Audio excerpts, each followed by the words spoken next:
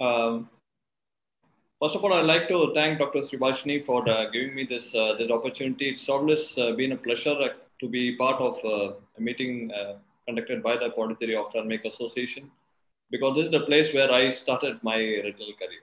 Thank you, Subhashini. So my talk will be on the current role of imaging in diabetic retinopathy. Now, the diagnosis of diabetic retinopathy is basically a clinical diagnosis. We all know that a good indirect ophthalmoscopy and a good slit lamp biomicroscopy is enough to diagnose diabetic retinopathy. Now, whenever you see patients with new vessels on the disc or elsewhere in the retina, along with pre-retinal hemorrhages or vitreous hemorrhage or traction retinal detachment, the diagnosis is proliferative diabetic retinopathy. In the absence of these findings, when you see retinal hemorrhages or retinal thickening, then the diagnosis is non-proliferative diabetic retinopathy. We also know that the term clinically significant macular edema, as defined by the ATDRS, is based on stereoscopic clinical examination. So, a slit lamp examination is what helps us to diagnose clinically significant macular edema. However, we do perform these investigations, FFA and OCT. Fundus fluorescent angiography helps us to evaluate the retinal perfusion. It helps us to study the macular perfusion. It also helps us to detect abnormal vessels like new vessels, and also helps us to differentiate other retinal pathologies. OCT helps us to structurally assess the edematous macula and to study the vitreoretinal interface. Now, this is a typical fundus fluorescent angiography picture of a patient with proliferative diabetic retinopathy. As you can see here, there is capillary non-perfusion here. There is enlarged aphasia, there is macular ischemia, and you can see the extensive neovascularization, which is seen as a hyperfluorescence. We also know that fluorescent angiography is very useful in patients with hazy media, like in asteroid hyalosis, where you can see the background retinal changes, and also to differentiate other differential diagnoses. Like in this patient, you have a macular edema, but the edema is not due to diabetic retinopathy, but due to a branch retinal vein occlusion. Now, the advent of OCT has revolutionized the way in which we understand macular disorders, and the same thing holds good for diabetic macular edema as well. So basically, we divide macular edemas into tractional and non-tractional macular edemas. So whenever you see a thickened posterior hyaloid, an epiretinal membrane or vitreomacular traction, we would call them as tractional macular edemas. These are the patients who require surgical care, whereas those that do not have these features are called non-tractional macular edemas, and this is where we adopt medical management. OCT also helps us to quantify macular thickness. So this is as you can see in the pictures here, it helps us to identify the area of retinal thickening, quantify the retinal thickening, and which helps us not only the diagnosis, but also follow-up of these patients when they are on therapy. All the recent trials on diabetic macular edema have involved OCT as one of their criteria. These trials are also explain how they retreat patients. Again, here OCT has been very much part of these criteria. So that is the importance of OCT in the management of diabetic macular edema these days. Now we classify diabetic macular edema into centrally involved macular edema and non-centrally involved macular edemas, because for centrally involved macular edema, the treatment of choice is intravitreal pharmacotherapy now, either steroids or anti-VEGF agents. The definition for centrally involved macular edema involves thickening the central 1 millimeter subfield of the OCT, thickness of more than 250 microns. Now, the DRCR network has showed us that even though central macular thickness is an excellent biomarker, there are paradoxical changes that has been observed in at least 1/4 of the eyes, and it is not always predictive of final outcome. So there has always been a hunt for other biomarkers. Fluid is an important biomarker in OCT. We may see spongiform fluid collection like this, or you can see cystoid macular edema, or you may see subretinal fluid. Now, all these are important biomarkers. Now, subretinal fluid is seen in around 15 to 30% of patients with diabetic macular edema. Though initially people believed that subretinal fluid portends a bad prognosis, the recent studies, the RESTORE, RISE, and RIDE data have clearly shown that there is a protective role for subretinal fluid, in that eyes which had baseline SRF had higher visual gains than those that did not have. Studies have also shown that there is a trend towards greater resolution with steroids when compared to anti-VEGF therapy. In contrast, intraretinal fluid or CIS may portend a bad prognosis in patients with diabetic macular edema. More than just the presence of CIS, when you have CIS in the outer nuclear layer, when in comparison to inner nuclear layer, these eyes may have a worse prognosis because of the associated photoreceptor damage. Now, the question is, do you really need to have a high resolution OCT? The answer is yes, because in terms of resolution, in terms of artifacts, the spectral domain OCT is much superior than the time domain OCTs. Also, study of the outer retina, especially the photoreceptor layer, is very obvious on the spectral domain OCT, and it's not very good on in the time domain machines. We also have identified a lot of additional markers on OCT, like these spots that you see. These are called hyperreflective spots. Now, hyperreflective spots are believed to be aggregates of activated microglial cells and is now believed to be an inflammatory biomarker. They're usually seen in the inner retina in the beginning, and then they start moving towards the outer retina. These spots have certain characteristics. They're less than 30 micron in size and do not show any backscattering, unlike the hard exudates that shows backscattering. The number and position of these spots matter. The number of hyperreflective spots are strongly predictive of final visual acuity.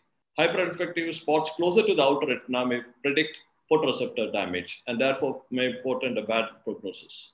Studies have also shown that dexamethasone may be better in these eyes when compared to anti-VEGF eyes. There are also studies which have shown that both these agents cause significant reduction in the of the hyperreflective spots during treatment. Now, if you look at these two pictures with chronic diabetic macular edemas, you can see in the top picture, the inner retina is kind of normal, whereas in the bottom picture, you see the inner retina is abnormal. So this disorganization of the inner retina is also a biomarker now. It's called DRIL, disorganization of the retinal inner layers, where there is a lack of distinguishable boundaries between the ganglion cell, inner plexiform layer, the inner nuclear layer, and the outer plexiform layers. Now, this is evaluated by performing a set of 7 scans centered at the fovea. The horizontal length of the DRIL as well as the vertical length of the DRIL can be calculated. And studies have shown that for every 300 micron DRIL increase, there could be a reduction in the visual acuity by 1 line. DRIL sometimes reverses, like you see in this example here. After treatment with steroids, you can see the DRIL reverses. The inner retina is seen much better here now after treatment. But this is not always the case. There are also instances where the DRIL does not reverse, like in this patient. This is an indication of chronic macular edemas. In chronic macular edemas, there is preservation of DRIL, or the DRIL does not reverse. And on the basis of these, there are studies which have classified responders into early resolvers, late resolvers, inconsistent resolvers, as well as persistent eyes which show no resolution of DRIL. These eyes, the persistent eyes, have bad prognosis. The resolvers have good prognosis.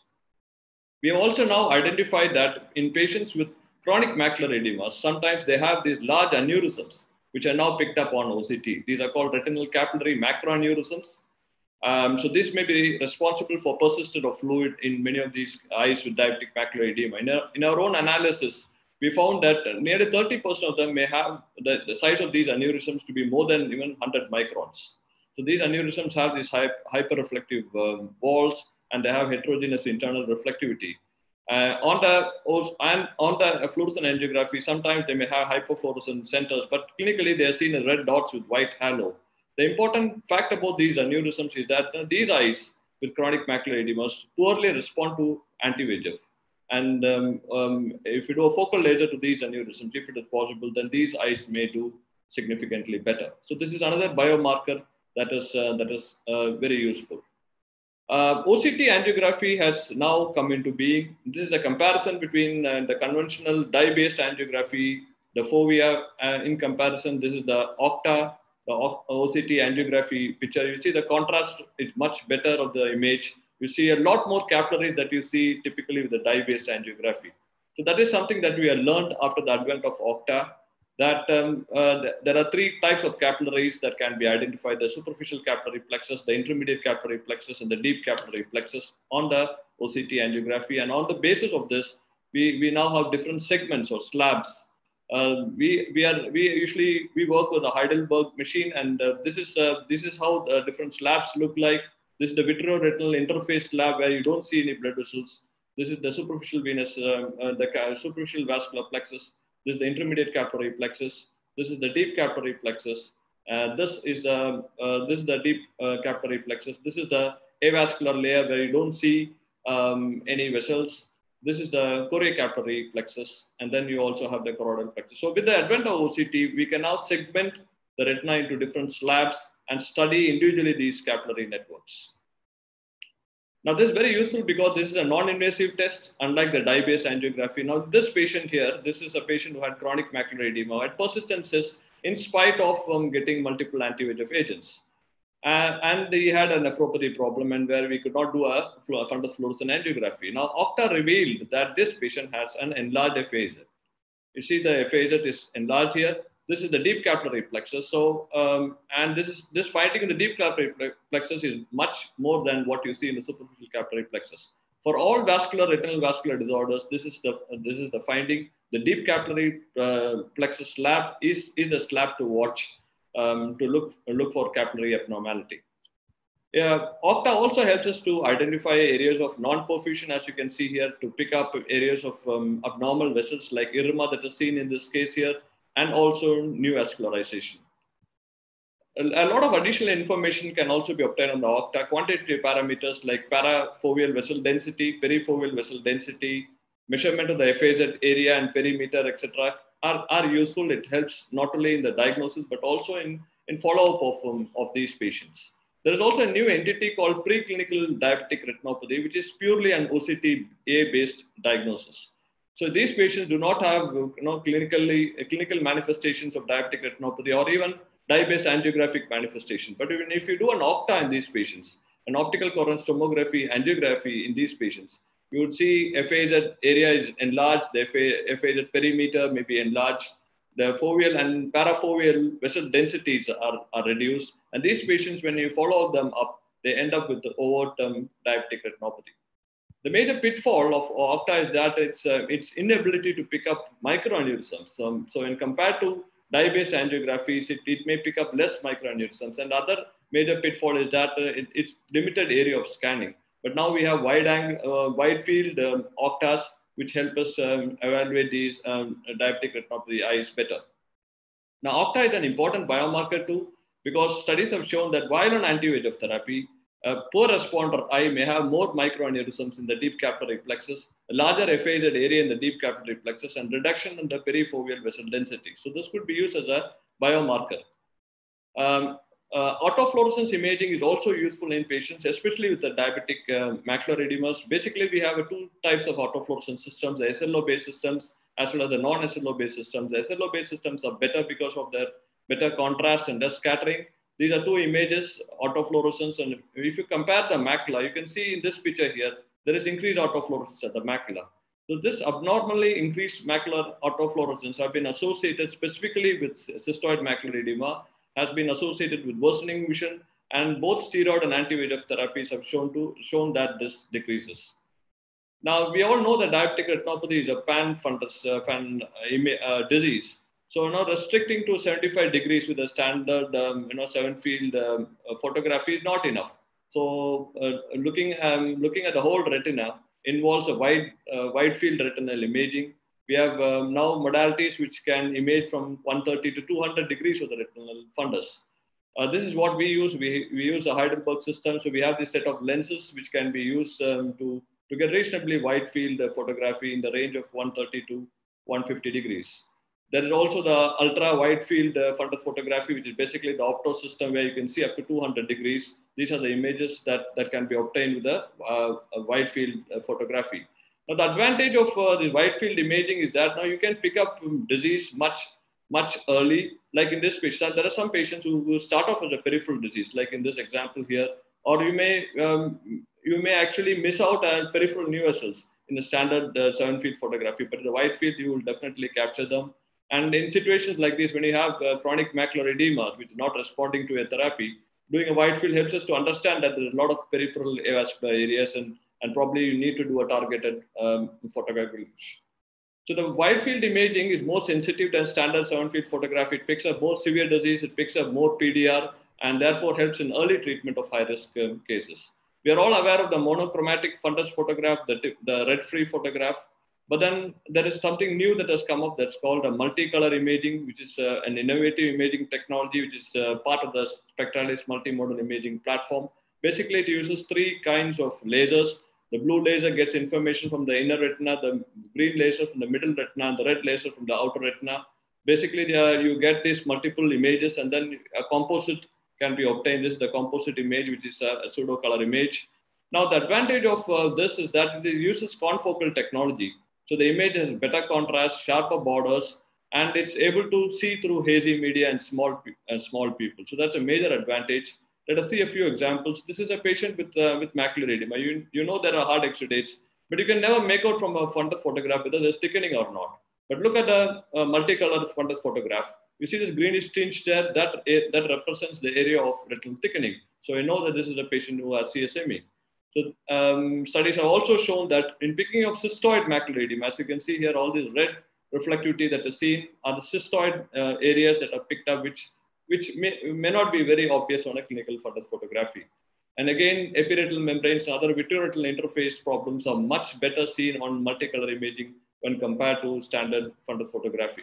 This is a patient with PDR. Here you can see all this elevated new vessels. But what you can also see is this thickened posterior hyaloid, which is causing traction, which is not very obvious on the clinical fundus photograph.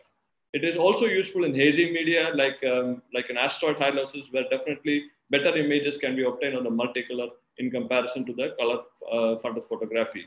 This is a patient with cataract. If you look at these two pictures, you can see a hell of a lot of difference. You see this area of altered reflectivity and greenish tinge, that's the area of fluid. You see an epiretinal membrane here, which all these things are not seen in the clinical fundus photography. So multicolor imaging is useful in these eyes. Lastly, do we really need to look at the choroid in patients with diabetic retinopathy and diabetic macular edema? The evidence so far has been conflicting, some suggesting thickening of the choroid, others reporting thin choroid. We are not sure if it is just an association, but the consensus now is that when you have a thicker choroid in diabetic macular eyes, it could be indicative of a better response to intravitreal pharmacotherapy, especially for anti-VEGF agents. When you have a thin choroid, we have to assume that it's probably not a VEGF-mediated phenomenon, and therefore there could be a role of primary steroids in these entities. Choroidal vascularity index is also a new biomarker which is being studied. So all this multimodal imaging in diabetic retinopathy has come to stay. All this has been incorporated into artificial intelligence, and this is presently quite popular in the West as an imaging tool. To conclude, in diabetic retinopathy, traditional fundus fluorescent angiography and optical coherence tomography are often not enough. Multimodal imaging definitely adds more information. We have identified newer biomarkers. They are better identified on spectral domain OCT systems and OCTA-based systems. Wider the imaging, the better information. Multicolor photography is better than conventional photography. And last but not the least, don't forget the choroid. Thank you.